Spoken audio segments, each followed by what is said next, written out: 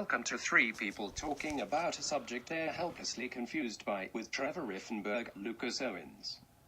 I'm Patrick Sorey. Today the subject is film and TV tax credits.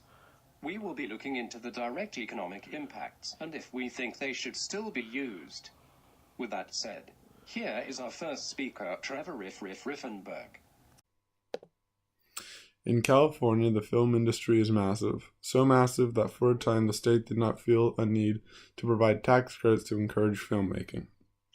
However, this all changed in the 1990s when the country of Canada started adding incentives to drive film productions up north. It is estimated that in just the year of 1998, a staggering $10.8 billion was lost to the U.S. economy due to the increase in film production in Canada. The United States would not wait too long, however, as the first state to pass a law allowing for film and tax credits, Louisiana, did so in 2001. Louisiana saw rapid growth in both their film industry and their economy as a whole. So many other states, including Georgia and California, followed suit. Today, almost every single state has a form of tax credits for film production. As one could expect, with the growth of tax credits, the film and TV industry grew as well. Due to this vast growth, now 21 million people are employed in the film industry, and $139 million worth of wages are paid each year. To see the true economic impact of this production, let's take a look at how the production of Paramount's movie Bumblebee could help grow the economy. Using the marginal propensity to save in the United States for those who most likely work in the film industry, we will see the money multiplier for this group, which is about 10%. The production cost of Bumblebee, which is about $102 million, multiplied by our money multiplier, could yield up to $1.02 billion in economic growth. This is a staggering number for just the $20 million that the state of California would have given the film through tax credits. Other countries are now following suit, such as India and South Korea. South Korea's film industry contributed 17.45 trillion won to their GDP, which is about 1.6% of their national output, and contributed about 300,000 jobs in Korea due to the film industry, which was about 1.2% of their total national employment. The largest growth in the South Korean film industry was from 2005 to 2011. The film industry grew 84% and contributed to the nation's 3.8% GDP growth. This was massive, and the growth of the Korean film industry is still continuing today. We can see that not only can the film industry be powerful in the United States economy, but in other economies around the world as well. That was just Trevor Riffenberg. Now, to talk specifically about the state of Georgia and give an inside look into the tax credit program, it's Lucas Owens. Cinema, simulated life, no drama, forthright culture, Americana, came to the dream they got you searching for, the thin line between entertainment and war. There be no shelter here.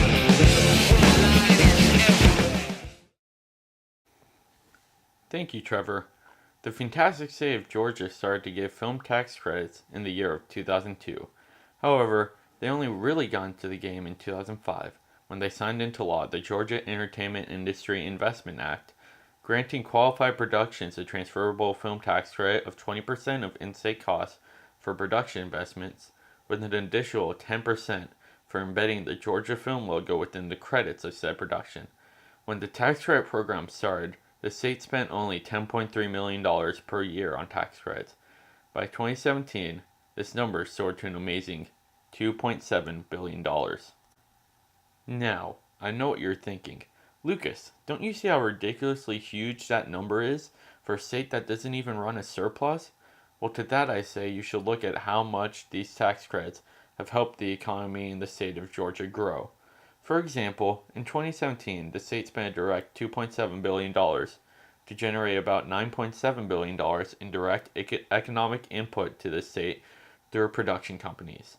Now again, using the money multiplier for this money spent like Trevor did with California earlier, with the average propensity to save at about 10%, This amounts to an absolutely insane $97 billion of money growth off of $2.7 billion spent. That's a lot of damage! Of course, this is all theoretical, as no number could exactly be produced off of how much Georgia spends, but it just goes to show how much bringing in productions can do for a state economy. The tax credit program has brought behemoth productions to Georgia that would have never come beforehand. Georgia, because of their intense spending on the film and TV tax credit program, has brought stupendous growth to the now southern capital of the U.S. film industry. There is, however, and somewhat rightfully deserved, criticism of such large outputs. Many have suggested that the film and TV tax credits only directly benefit the most fortunate, and that the money used to bring businesses to this area should be used somewhere else. However, this is simply not the case. While yes, a fair amount of the people who work on a film set are pretty well off, there are hundreds more on each set who are just working class local citizens who directly benefit from having these jobs in their backyard. Georgia has also recently been on edge about their film tax credit program because of the results of this last midterm election where Brian Kemp narrowly beat Stacey Abrams in the race for governor, but not without some very heavy and very sound claims of voter suppression. This outraged some people in the film industry, such as Bradley Whitford and Ron Perlman, who wish to take their industry out of his state because it is, to quote actress Alyssa Milano, supporting the economy of a totally corrupt state that suppresses democracy.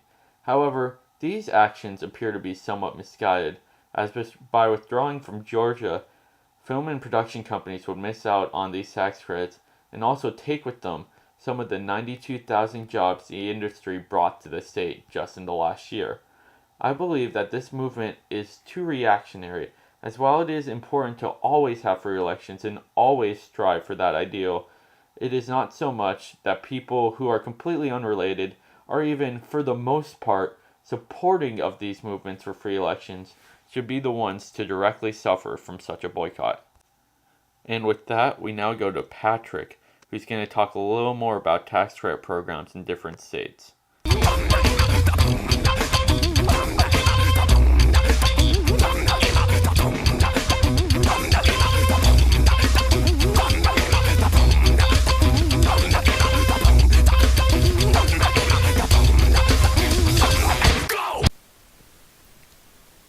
In Pennsylvania, a tax credit system has been instituted which is still fairly new. This is an interesting example because it allows us to see a potential outcome of tax credits being introduced today instead of 20 years ago. To begin, Pennsylvania's tax credit system for films has a $60 million annual cap with a maximum of 25% of that amount being spent on any one film production. This is quite a bit smaller and more reserved than Georgia's tax credit system, which we spoke of earlier, but it still attracts film productions nonetheless.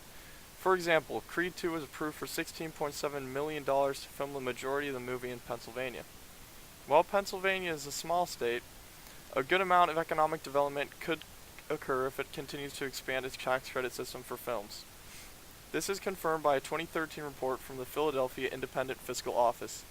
This report explored what the possible outcomes of a tax credit system with no caps would look like in Pennsylvania. It found that for the state of Pennsylvania, the state received 14 cents for every dollar it spent on tax credits. This means that the state would gain anywhere from $7.5 million to $14.9 million, but the state would lose $46 million to $93 million.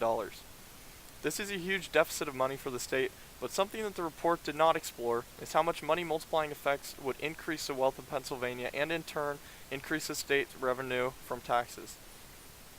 While we are unable to explore to what extent this would increase state revenue, we can be assured that the deficit of money that the state would experience would be smaller.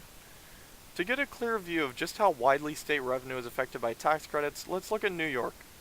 In 2015 and 2016, New York state government gave out $1.45 billion in tax credits, and the state and local governments received $1.5 billion from tax revenue due to those tax credits. This is vastly different from our example in Pennsylvania. Not only did New York break even in 2015 and 2016, but they actually made money in tax revenue from their tax credit. By looking at this, we can see that there can be a vast array of outcomes for the state government, but one thing that is held constant is the benefit for the people of these states.